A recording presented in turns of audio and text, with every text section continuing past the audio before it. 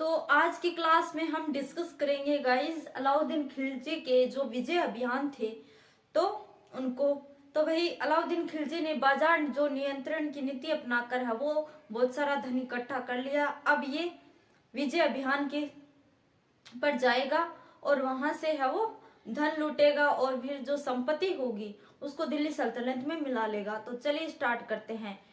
तो मैंने आपको बताया कि ये सिकंदर द्वितीय बनना चाहता था, ये है वो विश्व को फतेह करना चाहता था। तो इसे किसी ने समझाया कि पहले तो भारत को तो जीत ले, पूरा भारत जीत ले। इसीलिए इसने है वो अपना विजय अभियान है वो शुरू किया। तो वो क्रमशः किया था उसने दो, पहले उत्तर भारत फिर दक्षिण भारत। तो भाई चलिए आज हम डिस्कस करेंगे अलाउद्दीन खिलजी के जो विजय अभियान है उनको। तो देखो उत्तर भारत के अभियान, तो उत्तर भारत के अभियान और दक्षिण भारत के अभियान, ठीक है।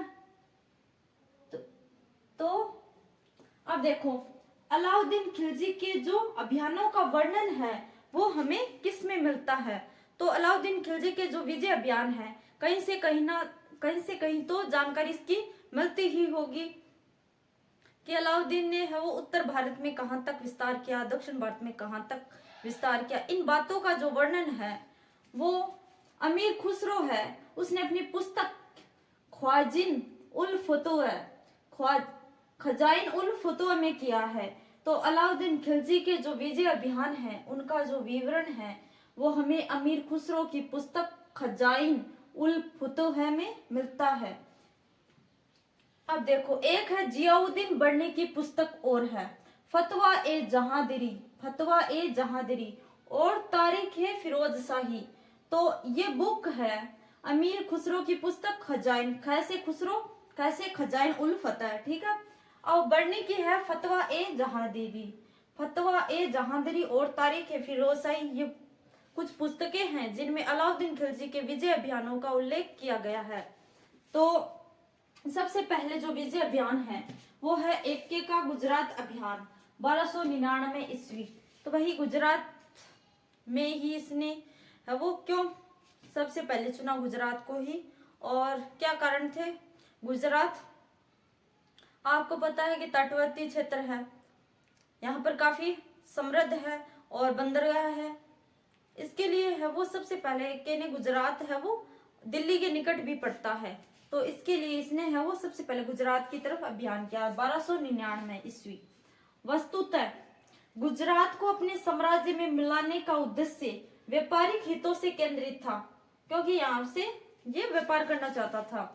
तो व्यापारिक हित है वो भी इसके देखे जाते हैं। अब देखो गुजरात है वो तटवर्ती स्थिति होने के कारण, मैंने बताया कि ये तटवर्तीय क्षेत्र है के कारण एवं दिल्ली की अपेक्षाकृत अधिक नजदीक होने के कारण एक्के ने गुजरात के प्रति अधिक आकर्षित था, क्योंकि ये है वो दिल्ली के निकट था और जो तटवर्ती इलाका था। इसी कारण सबसे पहले है वो उसने गुजरात पर जीतना चाहा। अब देखो इसीलिए ये ज्यादा आकर्षित था यहाँ पे। अब और भी रीजन है वो देखो, वस्तुतः गुजरात के तत्कालीन जो सूरत बड़ौच और कैम्बे तथा जो खंबात जैसे जो बंदरगाह थे उनको अपने अधीन करना चाहता था। तो गुजरात में जो सूरत बड़ौच कैम्बे तथा जो खंबात का जो क्षेत्र है इन क्षेत्रों को ये अपने अधीन करना चाहता था, क्योंकि ये काफी समृद्ध थे और व्यापारिक दृष्टि से महत्वपूर्ण थे। इन देखो आगे इन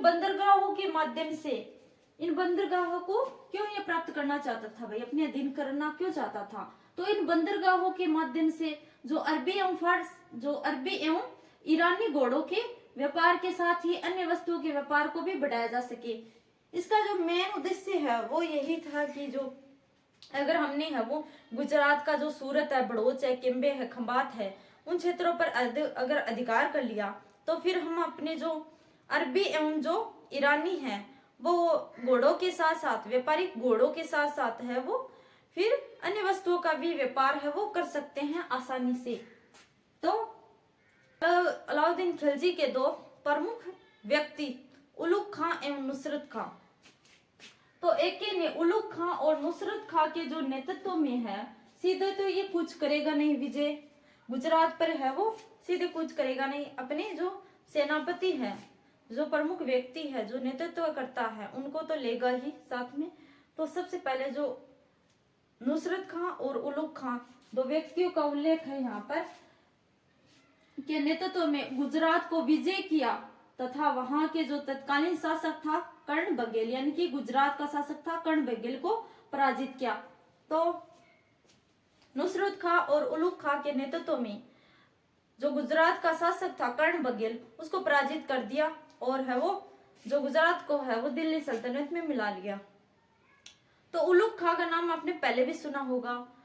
जलालुद्दीन फिरोज खिलजी ने इसको है वो, ये मंगोल था, जलालुद्दीन फिरोज खिलजी ने इसके साथ अपनी पुत्री का विवाह किया था, क्योंकि ये मंगोलों का जो सेनापति था, ये मंगोलों का सेनापति था। इसको बाद में है वो जो मंगोल थे उनको मुस्लिम बना दिया, जो कि आगे चलकर नौ मुस्लिम कहलाए। ये वही उलुग खान है। तो अब भाई यहाँ पर इसने है वो जो गुजरात का शासक था कर्ण बघेल को पराजित कर दिया। जो इसके सेनापति है जो उलुग खां और नुसरत खान ने।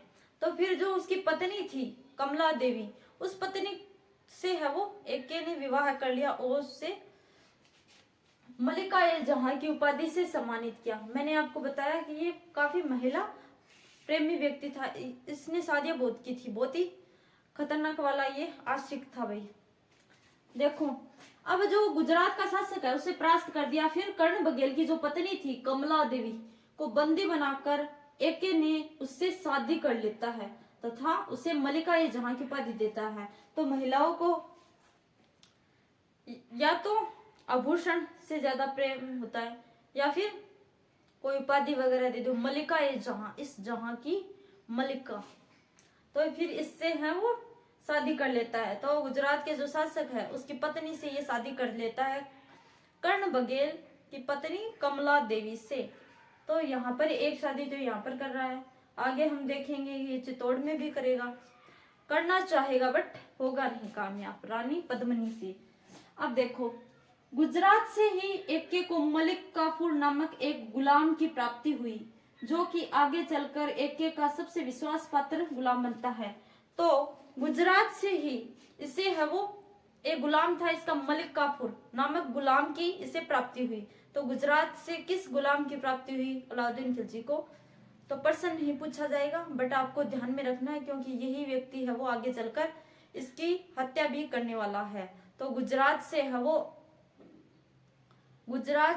वो मलिक काफूर नामक एक गुलाम की प्राप्ति हुई अलाउद्दीन खिलजी को, और आगे चलकर ये है वो इसका विश्वास जीत लेता है, काफी निष्ठावान रहता है, और कहते हैं कि ये ही आगे चल के इसकी हत्या करने वाला है मलिक काफूर।